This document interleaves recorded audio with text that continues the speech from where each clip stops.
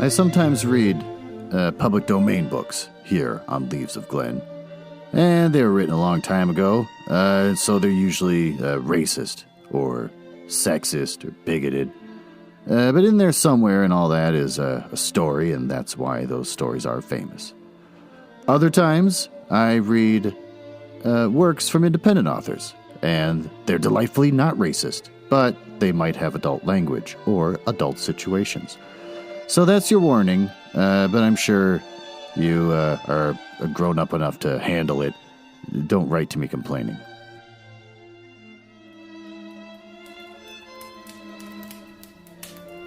Oh, hello, and welcome to the Leaves of Glen Mansion. It's a fun little bit where I pretend to live in a mansion and not just recording in my basement.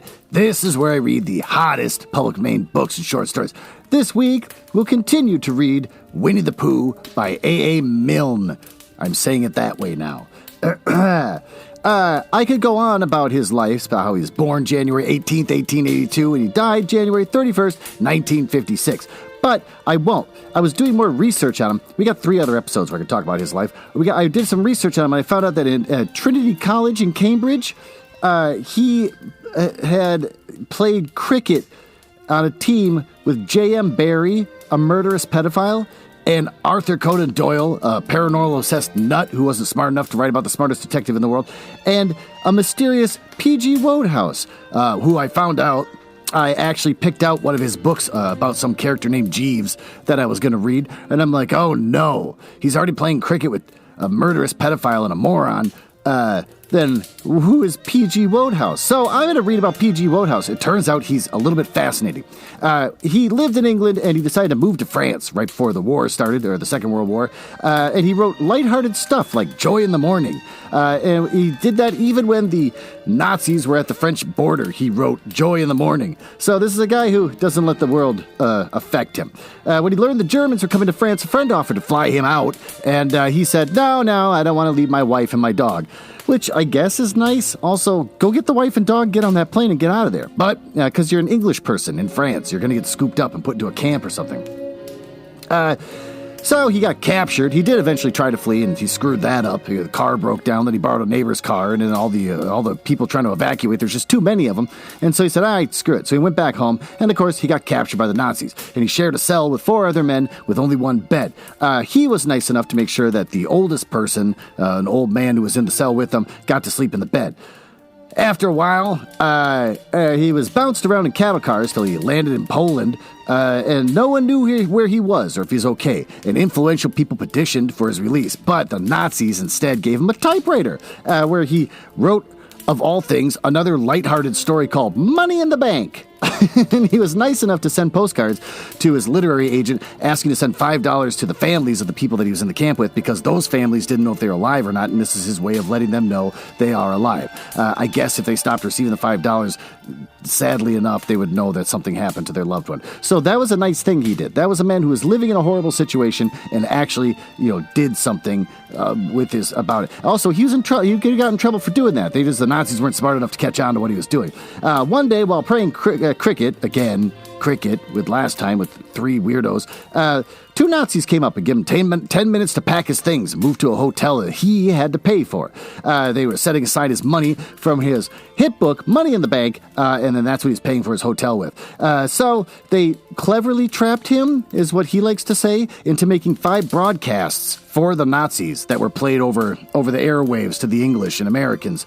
Of more lighthearted humor, where he even poked fun a little bit at his captors and stuff. And so people in America and Britain were outraged, and they called him a traitor. But then once liberated, people demanded that he be prosecuted, and he didn't get prosecuted. I'm saying this as fast as I can before the grandfather clock goes off telling me to shut up. He and his wife lived in a hotel until a British ambassador to France stayed in the same hotel, was so outraged that they were there, he said, get him out of here. And when they're out of there, I guess the French were so sick of him at this point that they were arrested without any charges, and he was placed under preventative detention. Someone got his wife out, but and then somebody had to try and help to get him into a hospital. I guess he got sick, and the hospital's better environment to be in than this captive place. So it was at the hospital that he worked on another story. After all of this that he's been through, he worked on Uncle Dynamite. And he was able to secure visas to live in exile in the U.S., but as soon as nobody in France wants him. He's already been kept in detention, and he had to stay in a hospital because things were so bad. Oh, geez. So anyways, he finally decided to go to America only after he stayed in France long enough to write Mating Season, and then after that he got to go to America. And he's delighted at the reception that the Americans gave him, even though he had just spent the last however many months looking at footage of concentration camps. The footage of what happened in concentration camps was out. I'm still talking. I don't care. The footage was out there, so everyone's seen it. They know how horrible the war is, but he's just like, oh, everyone in New York loves us. Also, another thing is they weren't going to leave France until he finished Mating Season, and his wife also wanted to make sure she had just the right kind of clothes for traveling. Completely insane. A quote from P.G. Wodehouse out of after all of this, he says, "Of course I ought to have had sense to see that there was a loony thing to do," his radio broadcast, to use the German radio for even the most harmless stuff. But I didn't. I suppose prison life saps the intellect. So George Orwell wrote a defense of P.G. Wodehouse and said, it's important to realize that the events of 1941 do not convict Wodehouse of anything more than stupidity. Orwell's rationale was Wodehouse's moral outlook has remained that of a public school boy, and according to the public school code, treachery in time of war is the most unforgivable of all sins, which was compounded by his complete lack, so far as one can judge from his printed works, of political awareness. So A.A. Milne had called him a traitor and was demanding that something happen to him, now that he's free, do something about this guy. But P.G. got back at him in his copy of The Mating Season by creating parodies of Christopher Robin poems. He also said of Milne, he's probably jealous of all of the writers, but I loved his stuff. And he was knighted in 1975 because nearly everyone gets knighted over there, no matter how much of an idiot you are. So the point of all this is that for some reason during this time, people in England all knew each other if you're a writer, and most of them were either a paranormal obsessed nut, a murderous pedophile, or just a gleeful idiot. Okay, I'm done. I thought it was fascinating. Well, with that, why don't we move on to the actual story of an author I don't hate so far, A.A. Milne's Winnie-the-Pooh.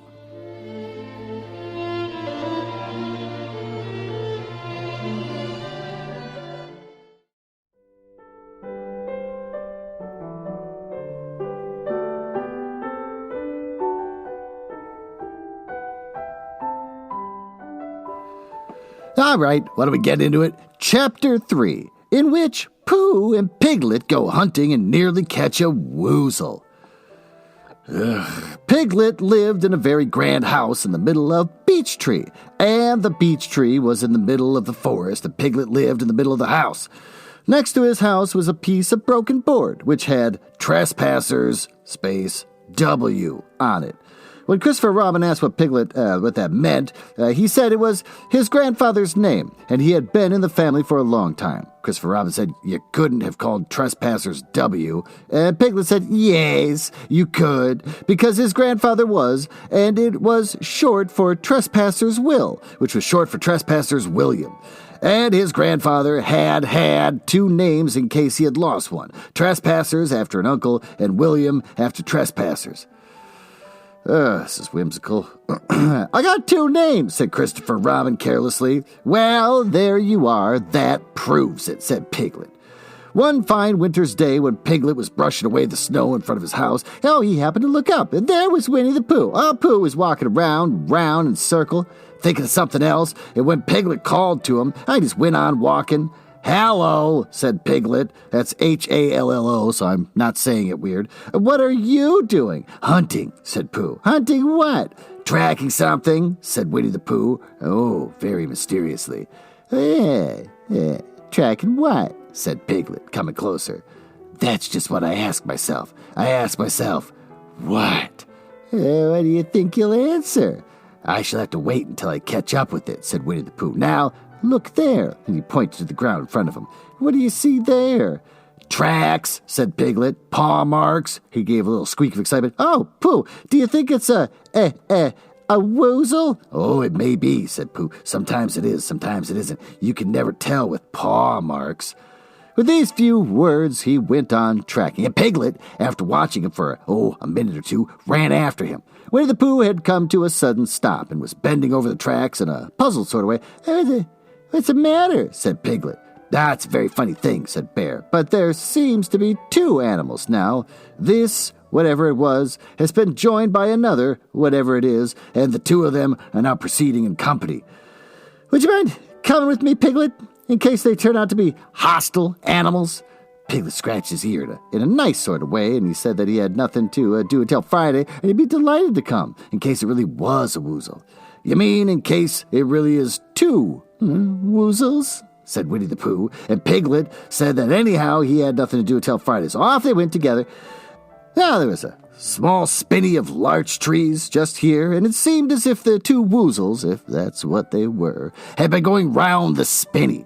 So round the spinney that Pooh and Piglet after them, Piglet passing the time by telling Pooh what his grandfather Trespassers W had done to remove stiffness after tracking, and how his grandfather Trespassers W had suffered in his later years from shortness of breath, and other matters of interest, and Pooh wondering what a grandfather was like, and if perhaps this was too. Do you ever think Pooh wonders where he came from?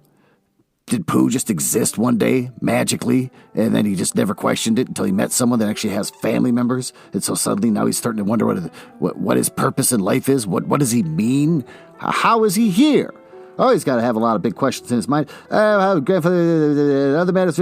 Pooh wondering what a grandfather was like, and if perhaps this was two grandfathers and they were after now, and if so, whether he would be allowed to take one home and keep it. And what Christopher Robin would say. And still the tracks went on in front of them. Suddenly, Winnie-the-Pooh stopped and pointed excitedly in front of them. Look! What? Said Piglet with a jump. And then, to show that he hadn't been frightened, he jumped up and down once or twice more in an exercising sort of way. The tracks, said Pooh. A third animal has joined the other two. Pooh, said Piglet. Do you think it's another woozle? No, said Pooh, because it makes different marks. It is either two woozles in one, as it might be a whizzle. Or two, as it might be whizzles. And one, if it is a woozle. Let us continue to follow them. And so they went on, feeling just a little anxious now, in case the three animals in front of them were of hostile intent. And Piglet wished very much that his grandfather T.W. were here instead of elsewhere. What is he? Is that how you think of someone that passed away? And Pooh thought how nice it would be if they had met Christopher Robin suddenly, but quite accidentally, and only because he liked Christopher Robin, so much. And then, all of a sudden, Winnie-the-Pooh stopped again and licked the tip of his nose in a cooling manner, for he was feeling more hot and anxious than ever in his life before. There were four animals in front of them. Do you see? Do you see, Piglet? Look at the tracks. Three, as it were, woozles, and one, as it was, whizzle. Another woozle has joined them. And so it seemed to be. There were the tracks, crossing over each other there and getting muddled up with each other there, but quite plainly every now and then the tracks of four sets of paws. I think, said Piglet, when he had licked the tip of his nose too. What are they doing that for? And found that it brought very little comfort. I think that I have just remembered something. I think I just remembered something that I forgot to do yesterday and shan't be able to do tomorrow. So I suppose I should really get back and go do it now. Well, do it this afternoon, and I'll come with you, said Pooh. It isn't the sort of thing you can do in the afternoon, said Piglet quickly. It's a very particular morning thing, and it has to be done in the morning, and if it's possible, between the hours of, what time did you say it was? About 12, said Winnie-the-Pooh, looking at the sun. Between, as I was saying, the hours of 12 and 12:05. So really, dear old Pooh, if you excuse me, what's that? Pooh looked up at the sky, and then, as he heard the whistle again, he looked up into the branches of the big oak tree, and he saw a friend of his. Oh, it's Christopher Robin, he said. Then you'll be all right, said Piglet. You'll be quite safe with him. Goodbye, and he trotted off home as quickly as he could, very glad to be out of all danger again. Christopher Robin came slowly down his tree. Silly old bear, he said. What were you doing? Well, first you went round the spinney twice by yourself, and then Piglet ran after you, and then you went round again together, and then you were just going round a fourth time. Long M dash, real long M dash. Wait a moment, said Winnie-the-Pooh, holding up his paw. And he sat down and thought, in the most thoughtful way he could think. And then he fitted his paw into one of the tracks. And then he scratched his nose twice and he stood up. Yes, said Winnie-the-Pooh. Oh, I see now, said Winnie-the-Pooh. I've been foolish and deluded, said he. And I am no bear of brain at all. You're the best bear in all the world, said Christopher Robin soothingly. Am I? Yeah, said Pooh hopefully. And then he brightened up suddenly. Anyhow, he said, it is nearly luncheon time. Now, so he went home for it. Well, that's the end of that chapter. I could try to somehow tie this in with Doorglass Incorporated. That's DORGLASS.com. Oh, they're dedicated to fabricating, professionally installing the highest quality glass products for the nation's top manufacturers. Their inventory, combined with their years of experience, makes them the premier source for installation and repair. Oh, they approach every project with the same goals: professionalism, integrity, and this is the part where I'm supposed to tie it into what we just read. They're discreet.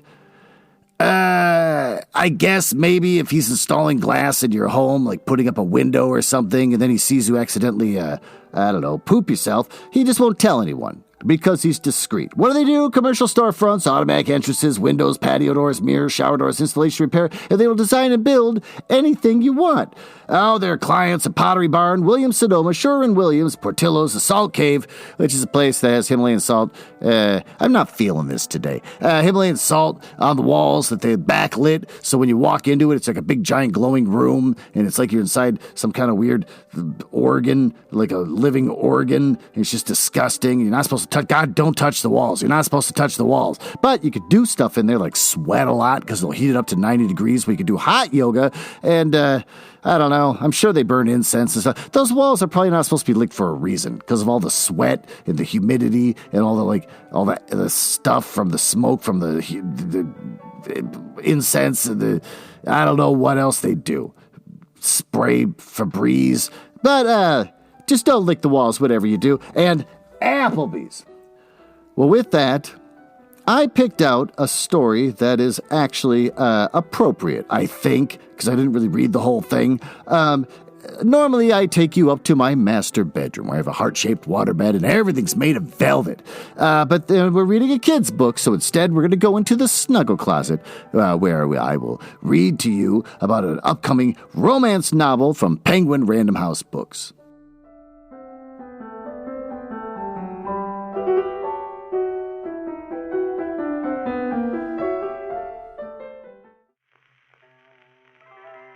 Oh, good, yeah. You found the snuggle closet. Last time you had a tough time with it. And you're dressed like an English gentleman, like a Mr. Darcy.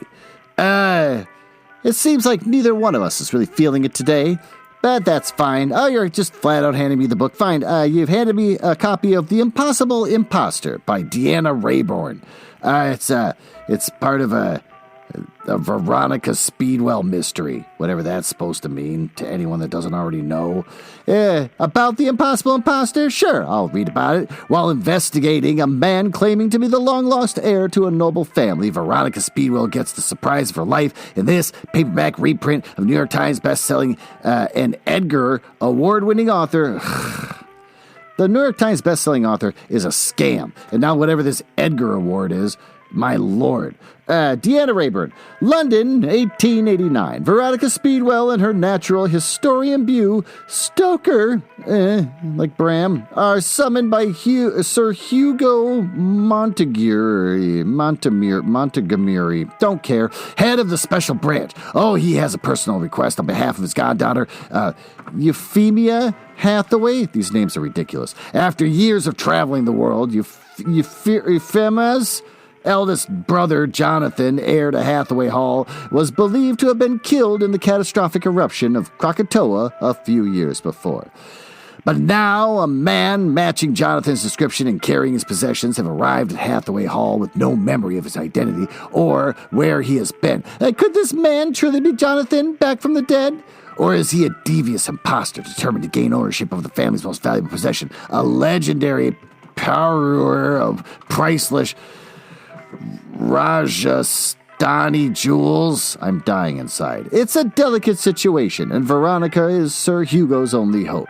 Veronica and Stoker agree to go to Hathaway Hall to covertly investigate the mysterious amnesiac. Veronica is soon shocked to find herself face to face with the ghost from her past. To help Sir Hugo discover the truth, she must open doors to her own history that she long believed shut for good. But that seems clean enough for a children's book, and I'm glad that you're dressed appropriately, just as an English gentleman. Why don't we get out of this snuggle closet? I refuse to snuggle you in here. There is nothing snuggly about that story. And we'll go back downstairs to the library and finish reading the rest of this book.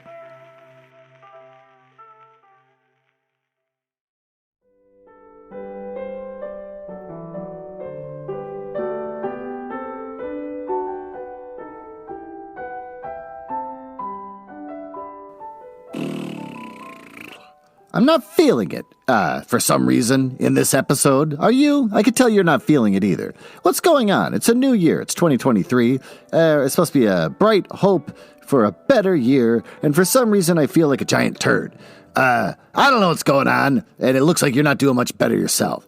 I don't know, if we should be concerned about this, but in either case, let's read Chapter 4, in which Eeyore loses a tail and Pooh finds one. The old gray donkey, Eeyore, stood by himself in a thistly corner of the forest. Oh, his front feet well apart and his head on one side, how he thought about things. Sometimes he thought sadly to himself, why?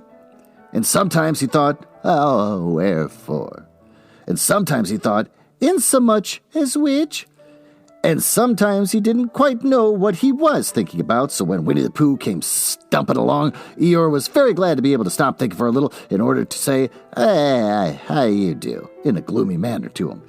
And how are you? Said Winnie-the-Pooh. Eeyore shook his head from side to side.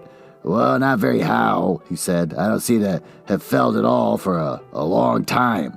Oh, dear, said Pooh. I'm sorry about that. Let's have a look at you. So, Eeyore stood there, gazing sadly at the ground, and Winnie-the-Pooh walked all around him once.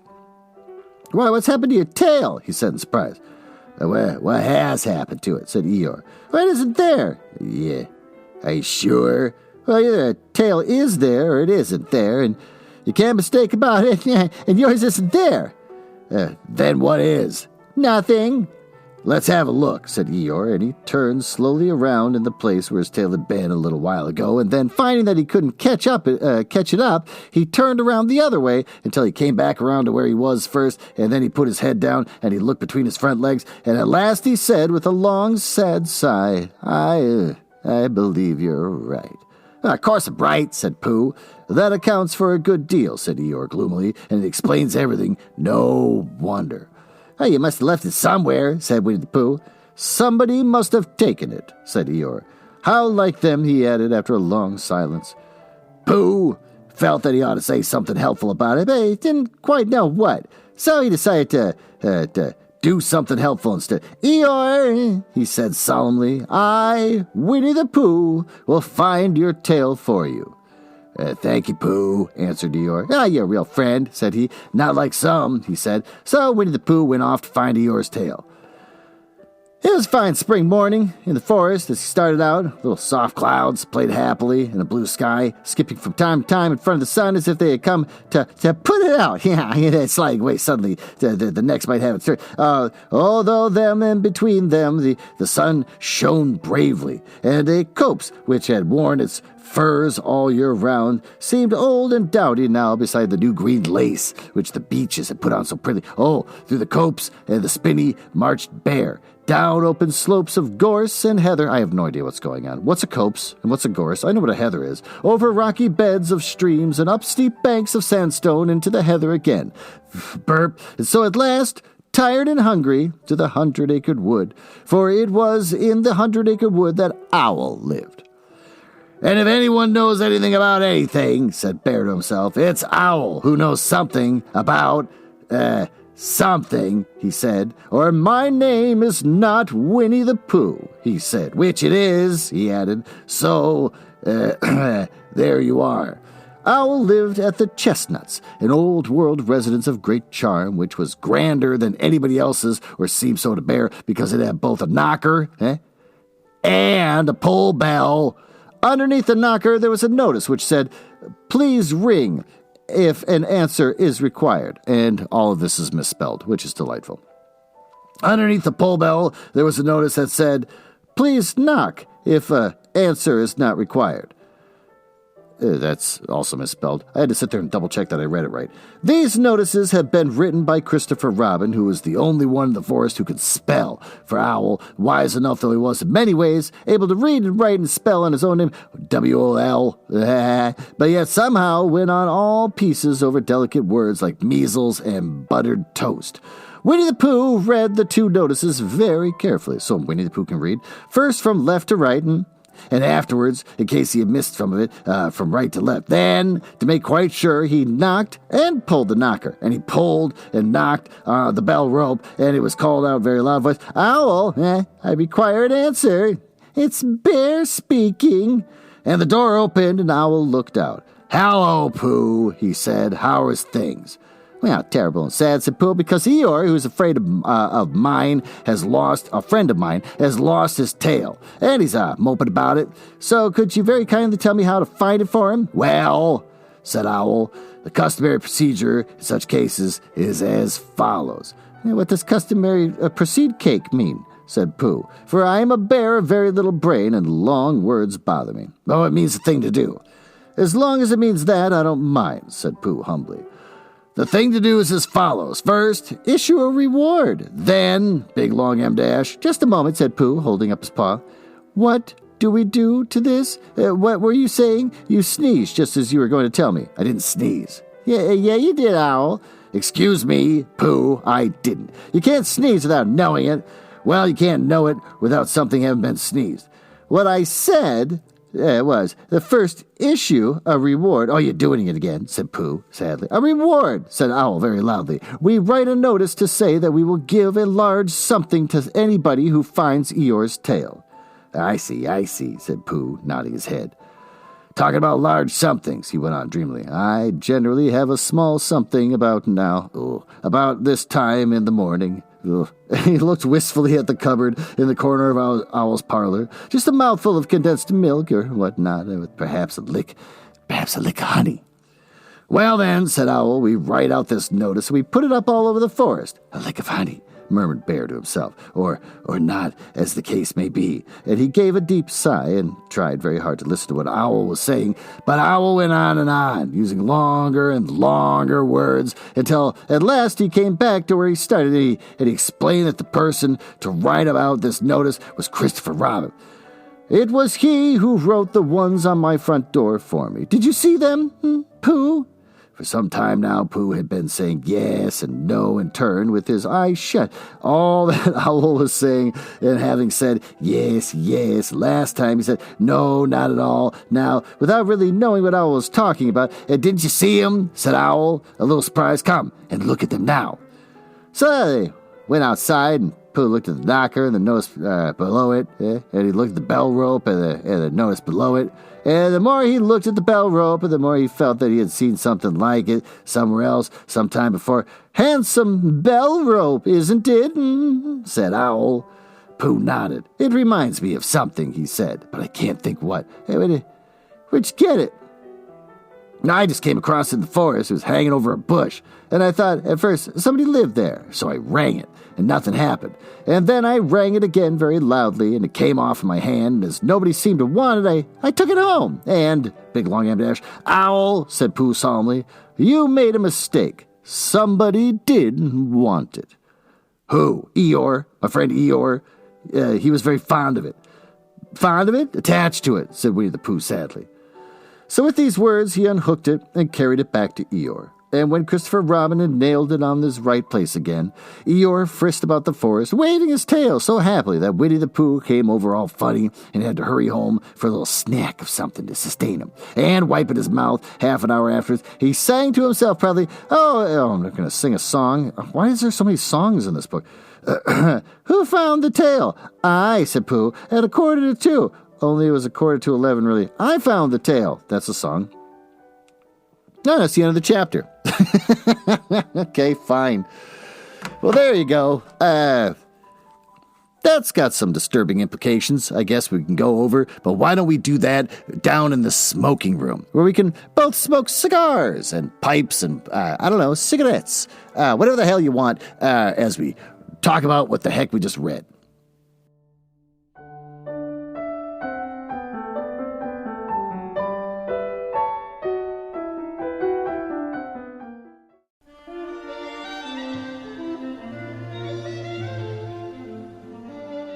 Well, there you are. I've started smoking Camel cigarettes. I hope you enjoy the smell and the fragrance that comes off this fine tobacco.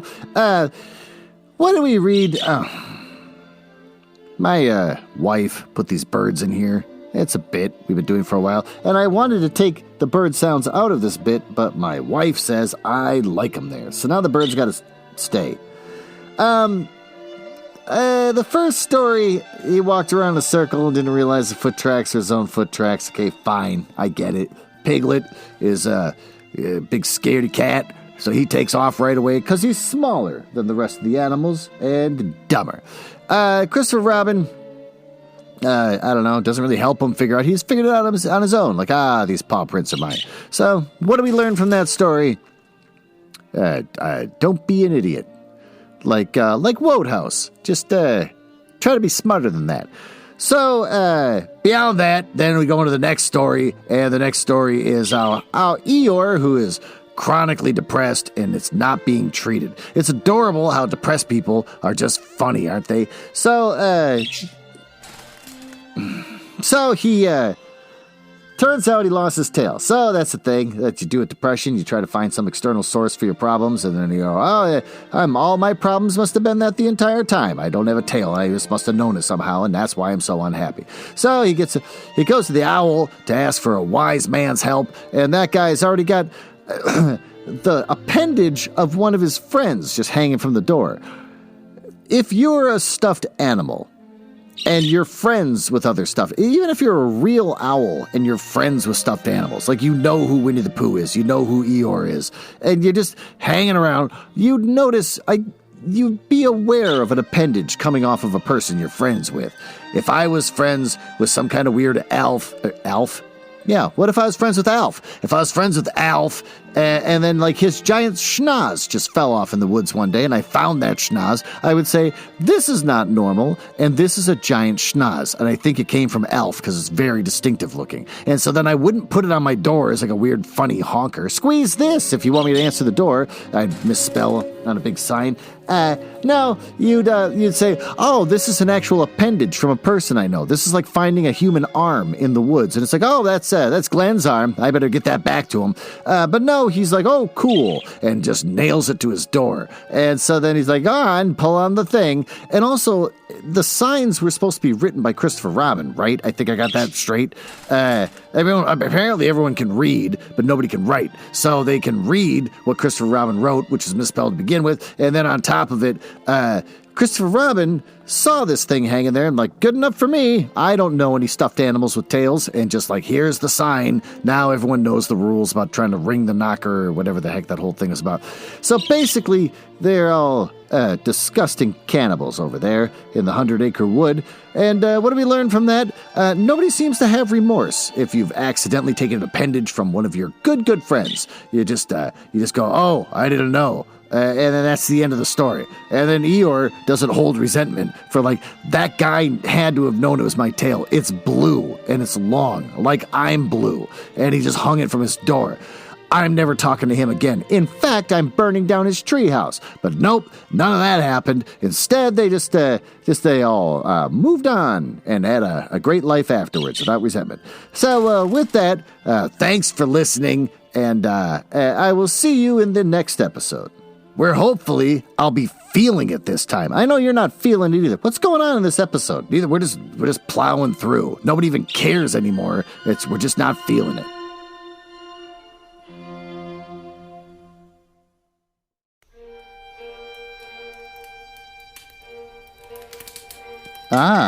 Well, it appears you found me in the part of the podcast I hate the most, where I tell you all about the places on the internet where you can find me. You can tell I hate this because of the sound effects making it sound like a stormy night, in the drawing room of the damned. Now, there's that. Are you cool? I like cool people. It's the reason why I got involved in this business to begin with, just to meet cool people, not losers. So if you're cool, feel free to go over to my website, nuzzlehouse.com. You can see a backlog of everything I've ever read, including stuff like Gestating the Curious Mind with my lady friend, or wife, because I'm married. Oh, I'm on Instagram, but no one uses that anymore because they all use TikTok. Am I ever going to get on TikTok? No. But if you want to look at my dead Instagram, it's at HouseNuzzle. I also have Twitter, which I use the most, which is also conveniently at HouseNuzzle. And since I think you might be cool, you can always just email me directly. glen.nuzzles@gmail.com. But don't email if you're a nerdlinger or a dork. Now, back to business. Can't believe I drank all of them already. There's got to be one left.